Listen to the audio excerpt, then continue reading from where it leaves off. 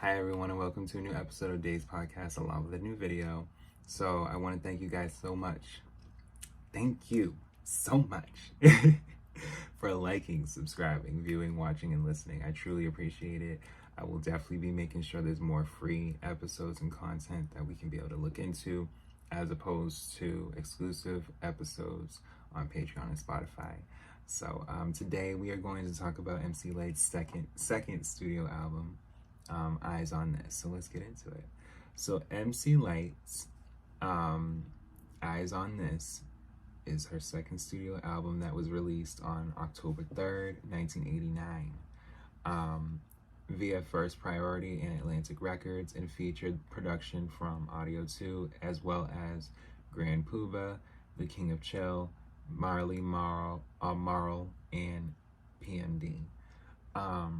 So I believe at this time, Queen Latifah was emerging.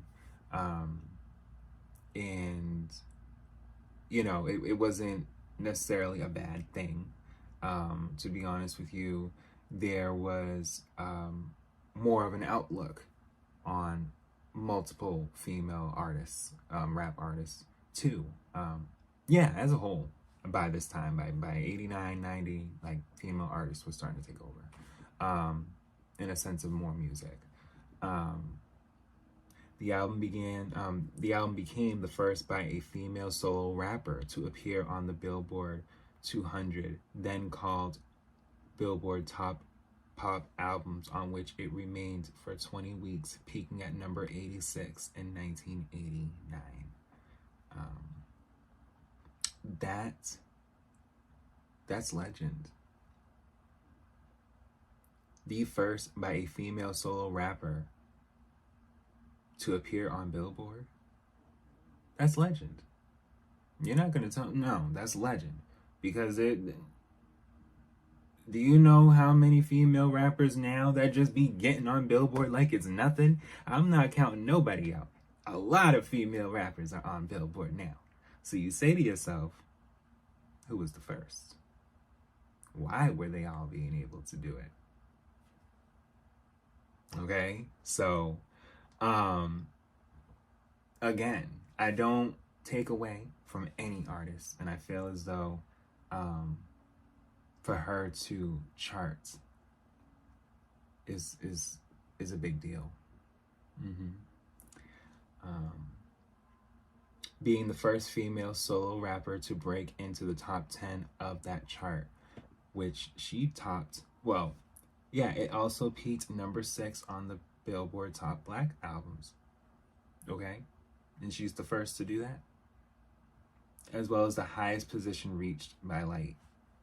The lead single, Cha Cha Cha, reached number 35 on the Billboard Hot Black Singles and spent 19 weeks on the Billboard Hot Rap Singles, peaking at number 1 later. Stop, Look, Listen, and Cappuccino would become top 10 in the Hot Rap Singles, and number 9 and number 8 respectively. As on the album Light as a Rock, most of the songs are produced by Audio 2 and King of Chill, incorporating other producers on some specific tracks. Cappuccino was produced and co-written by Juice Crew's Marley Marl, and recorded by at his House of Hits home studio in Chestnut Ridge. Slave to the Rhythm was co-written and produced by EPMD's PMD. I Am the Light and Funky Song was co-written and produced by Brand Nubian's Grand Puba. For his part, Positive K, with whom Lyte had previously worked on the duet I'm Not Having It, has songwriting credits on the track Rhyme Hangover. And that's another thing. Songwriting credits are a big deal. They are. You why not? Why wouldn't you want to have any type of credit besides writing? Like, who wouldn't want to be able to impute or include or collab on a sense of something that could be great, you know? But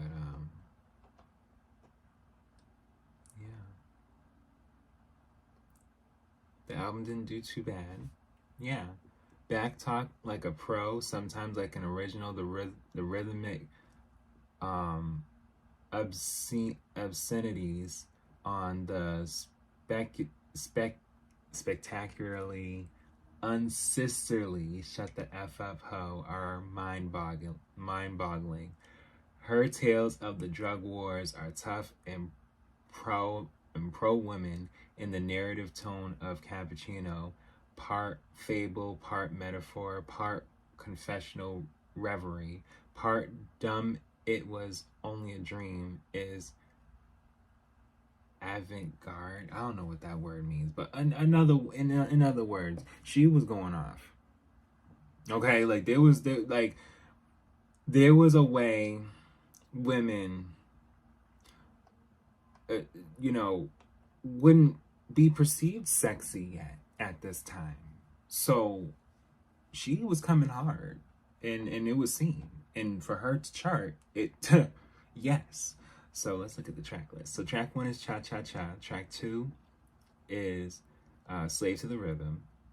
Track 3 is Cappuccino. Track 4 is Stop, Look, Listen. Track 5 is Throwing Words at You. Track 6 is Not With a Dealer. Track 7 is Survival of the Fittest. Track 8, Shut the F Up Ho. Okay. Track 9 is I Am the Light. Track 10 is Rhyme Hangover. Track 11 is Funky Song. Track 12 is Please Understand. And then track 13 is K-Rock's Housing.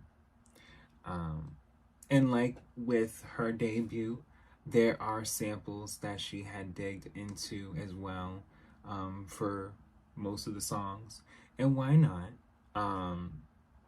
And so, again, for her to be the first to ever chart on not just the Black albums chart, but also just pop albums chart, period, like, legend. And it broke barriers because, you know, there's a way that people consume female rappers from this album forward, because Queen Latifah was right behind her. So it's just like there was so much more that was coming that no one was ready for. But from this chart placement, from this album, this era, it started off. I'm not saying that it didn't start off with Salt and Pepper. It did, as far as with a group. But as far as like solo, this was the beginning. But I thank you guys so much for listening and watching, and I will definitely be back with more.